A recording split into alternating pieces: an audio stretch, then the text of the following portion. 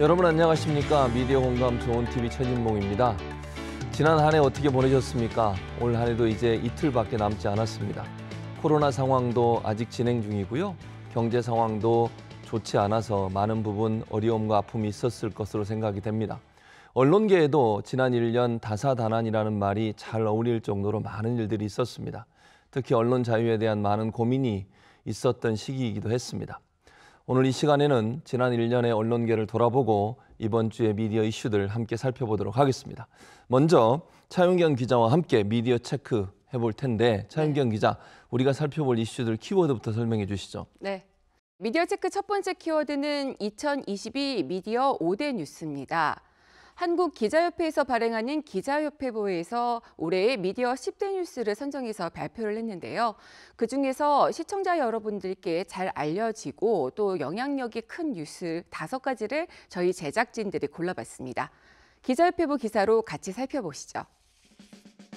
2022 미디어 5대 뉴스. 첫 번째는 MBC 기자 전용기 탑승 배제 등 MBC 압박 노고를 합니다. 지난 9월 대통령의 비속어 발언을 최초 보도한 MBC는 온갖 탄압에 시달렸고 취재진의 전용기 탑승을 거부당하는 초유의 사태가 일어났습니다.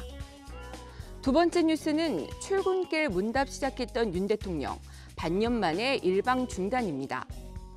대통령이 취임 직후 시작한 출근길 문답을 6개월 만인 지난 11월 잠정 중단했는데요. 한국기자협회는 성명을 통해 국민과 불통했던 역대 정권들의 말로가 어떠했는지 되새기길 바란다고 했습니다. 세 번째 뉴스는 이태원 참사와 현장 취재 기자들의 트라우마입니다. 지난 10월 29일 우리 사회는 또 한 번의 대형 참사를 겪었습니다. 직접 현장에 나섰던 기자들은 정신적인 고통을 호소했는데요. 현재 기자현업 세계단체가 현실적인 예방대책을 담은 가이드라인 제정을 준비하고 있습니다. 네 번째 뉴스는 법제화 첫걸음 뗀 공영방송 지배구조 개선입니다. 공영방송 이사회 구조와 사장 선임에서 정치권의 입김을 축소하는 내용의 방송관련법 개정안이 국회 과학기술정보방송통신위원회에서 야당 단독으로 의결됐는데요. 앞으로 법사위와 본회의 등 넘어야 할 관문이 남아 있습니다. 마지막 뉴스는 우크라이나 전쟁 취재와 외교부 취재 제한 논란입니다. 지난 2월 러시아가 우크라이나를 침공하자 정부에서 우크라이나를 여행 금지 국가로 지정하며 취재마저 과도하게 제한한다는 논란이 일었습니다. 차 기자 설명을 들어보니까 권력과 언론의 관계, 그다음에 언론의 자유 이런 문제들이 주요 이슈가 그렇습니다. 아닌가 하는 생각이 드네요. 네. 그러면 차 기자는 지금까지 말씀하신 10대 뉴스 중에 특히 관심이 있거나 아니면 눈길을 끈 이슈가 있었습니까? 그럼요. 어떤 정말 거였습니까? 많은 것들이 저한테 많이 와닿았는데 예.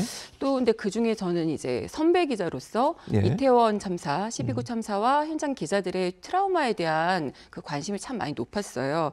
제가 그 8년 전인 사회부 기자 때 예. 당시에 세월호 참사에서 현장 취재를 했었거든요.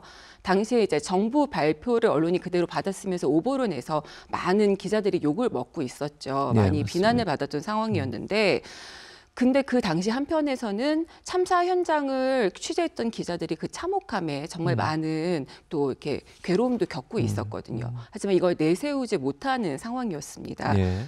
저희가 이번 보도에서 많이 부족하기는 했지만 그동안 재난 보도와 참사 보도에 대해서 고민했던 그래도 결과들이 이번 보도에서 좀 반영이 됐다고 생각이 들고요. 그리고 저희가 겪었던 그 트라우마를 후배 기자들도 역시 겪고 있을 테니까 여기에 대한 더 관심 그리고 대처에 대한 생각들이 더 많아졌던 것 같습니다.